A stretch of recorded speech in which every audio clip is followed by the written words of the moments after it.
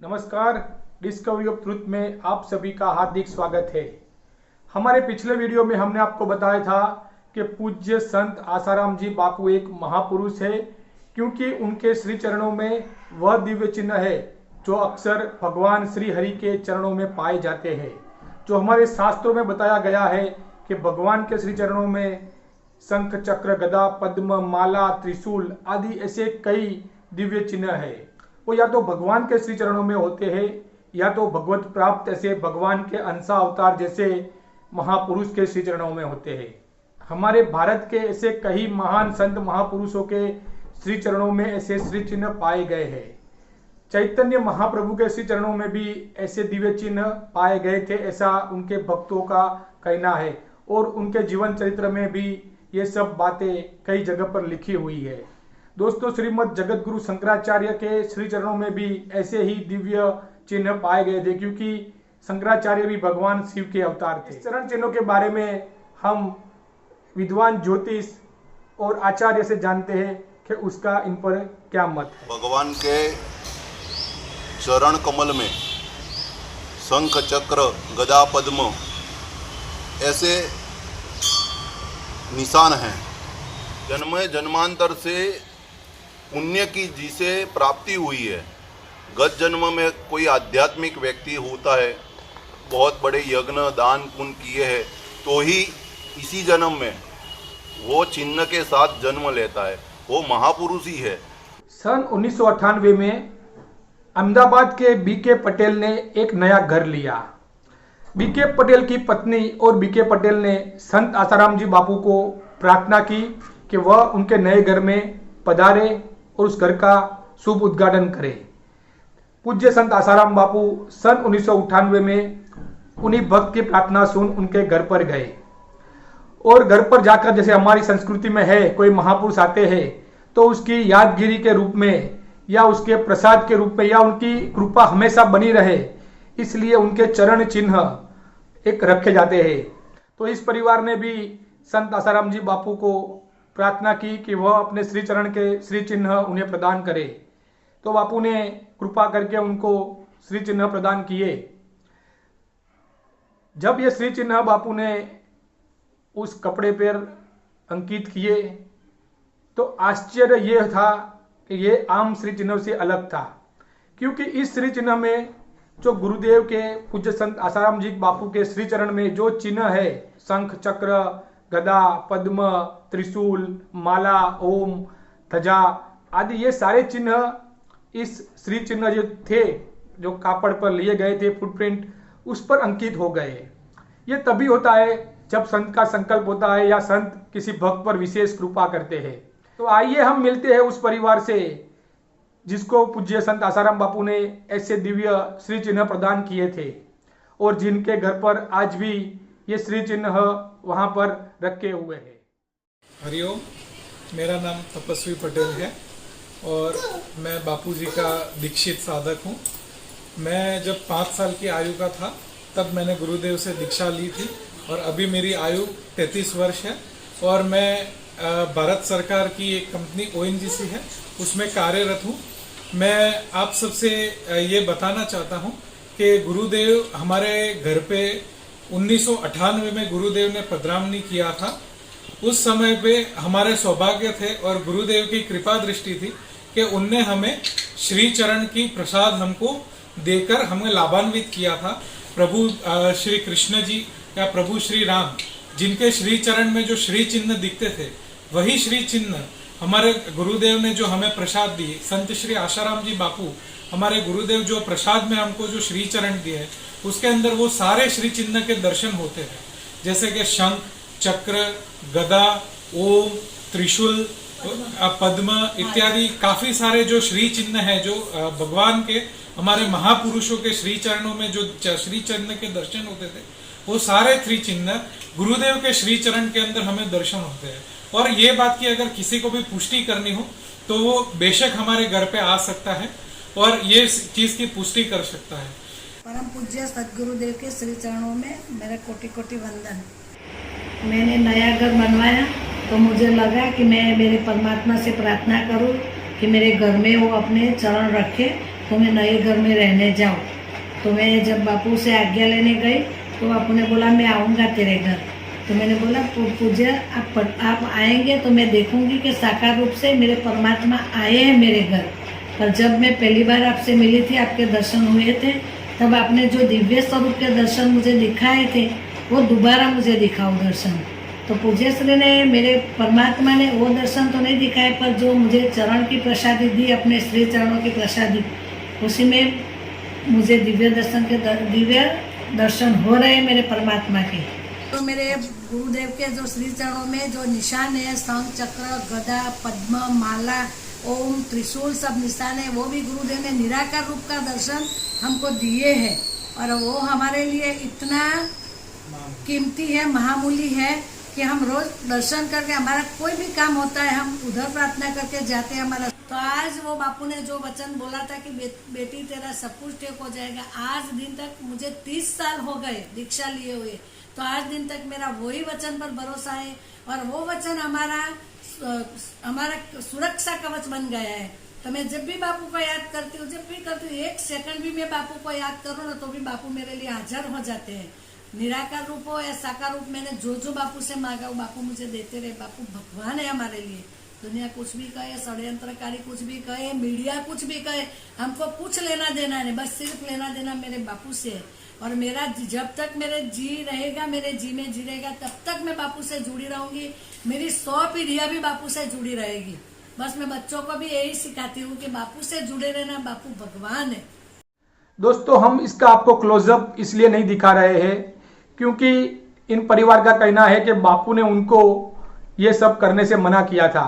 किसी को भी ये श्री चिन्ह रूबरू देखना हो, इसके दर्शन करने हो, इसका अवलोकन करना हो, तो आप तपस्वी पटेल के घर पर जाइए।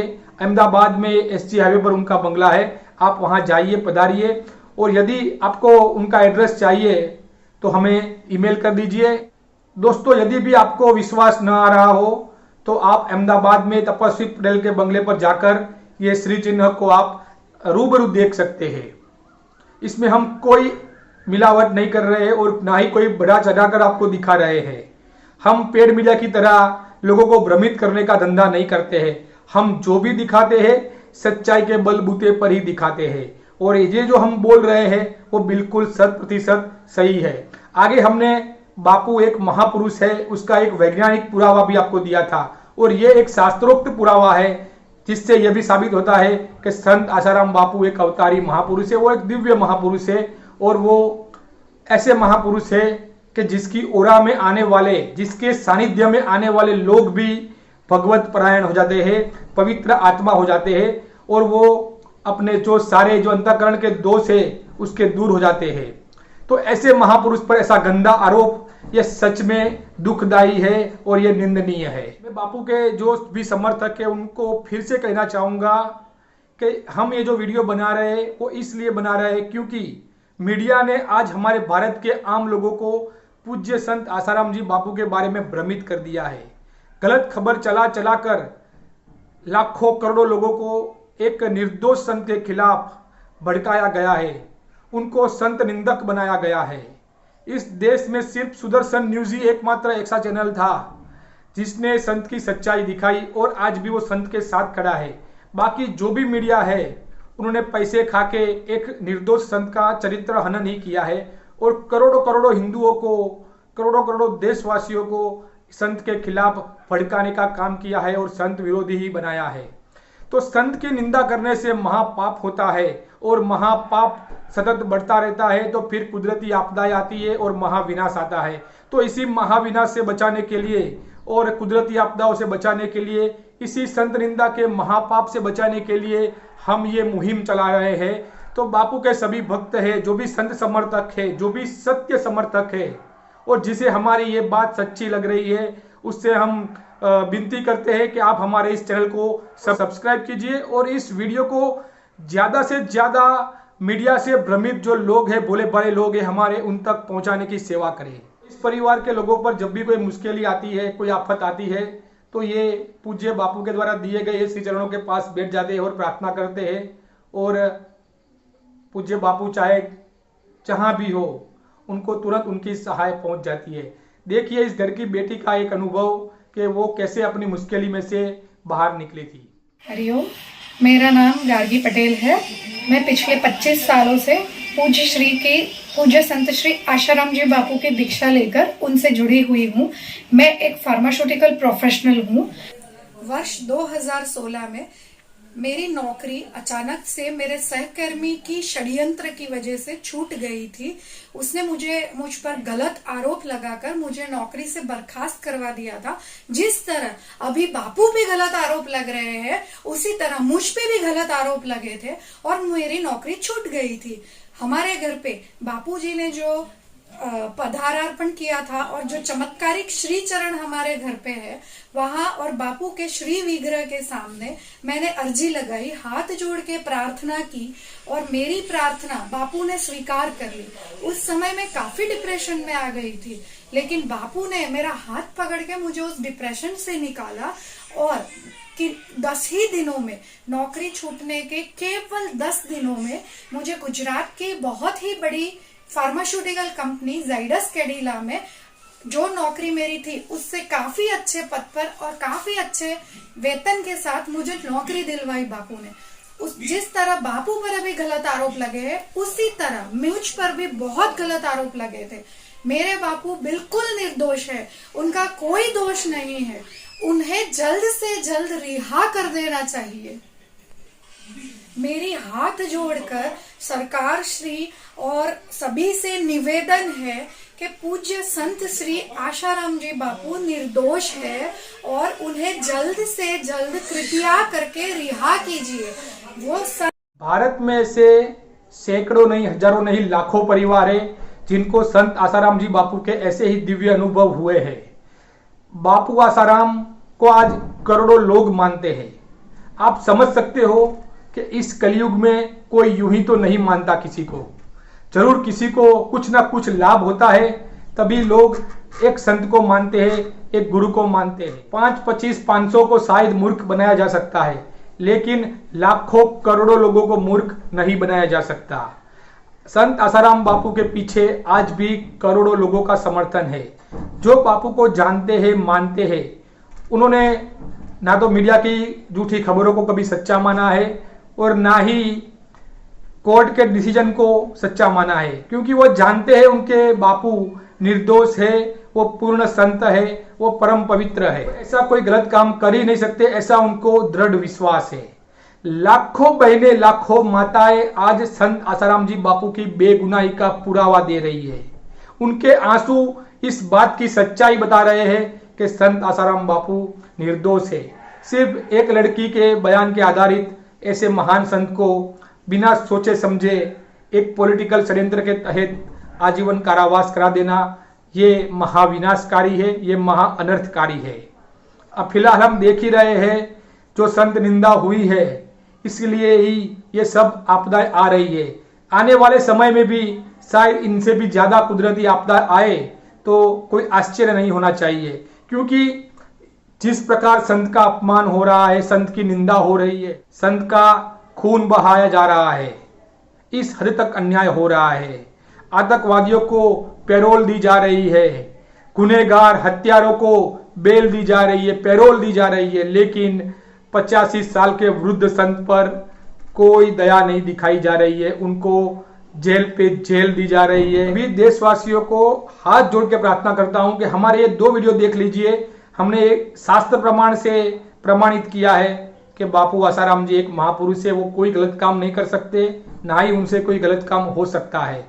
और दूसरा, हमने साइंटिफिक प्रूफ दिया है, जिसमें क्लियर फोटोग्राफी के द्वारा भी हम ये देख सकते हैं कि बापू आसाराम जी एक पूर्ण पुरुष है, एक सिद्ध पुरुष है।